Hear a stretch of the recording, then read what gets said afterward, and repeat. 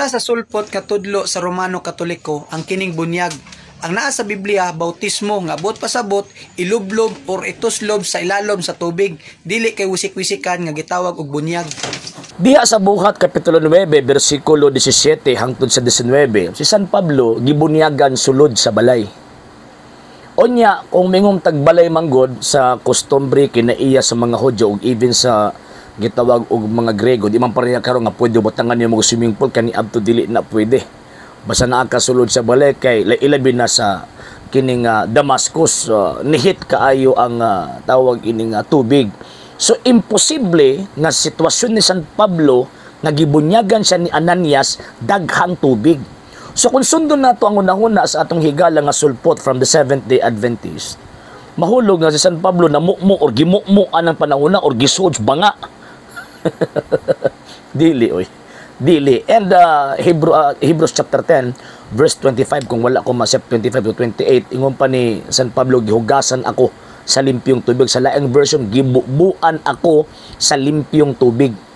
So, buti pasabot, makita nato nga ang baptism sa Christian meaning, kung sa tawag ining Old Testament manggod, before Christianity, ang kana manggong baptism, ang literal meaning gud niya or ang meaning lang yun nga gihatag sa iya, to immerse, to submerge, or to dip under. Mao na. Pero sa Christian teaching o Christian tradition, wala lang kay muungot ang baptizo sa to dip under or to submerge. Kung dili, para sa mga Kristiyano, ang baptizo or baptism, para sa mga Kristiyanos, washing, paghinlo, to wash.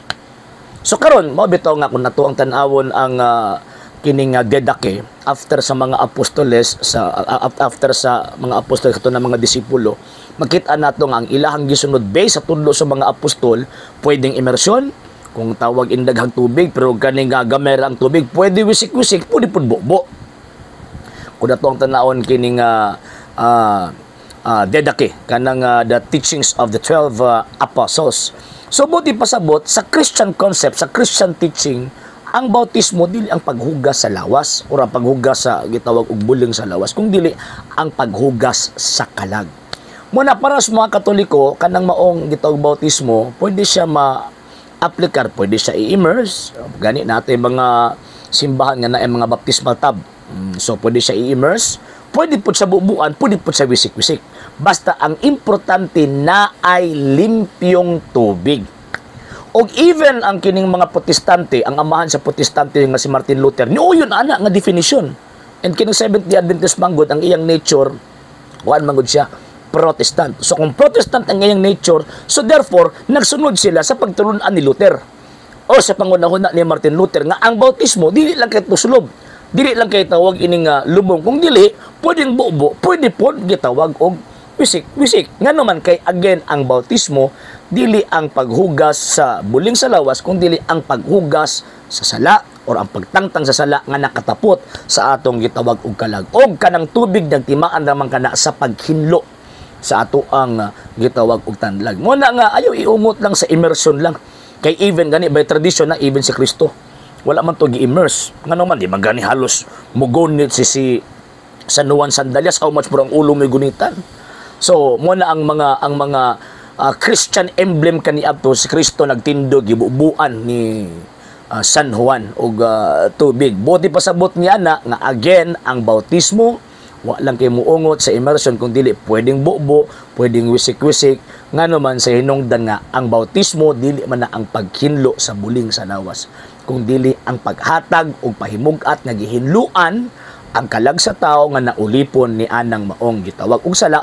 Ug sumala pa ni San Pedro, pinaagi ni ana mapasaylo ang inyong mga sala. So manang ayaw iungot lang sa immersion lang. Nga naman kay again ang bautismo ma-apply siya basta ang pinaka-importante na ay limpyong tubig.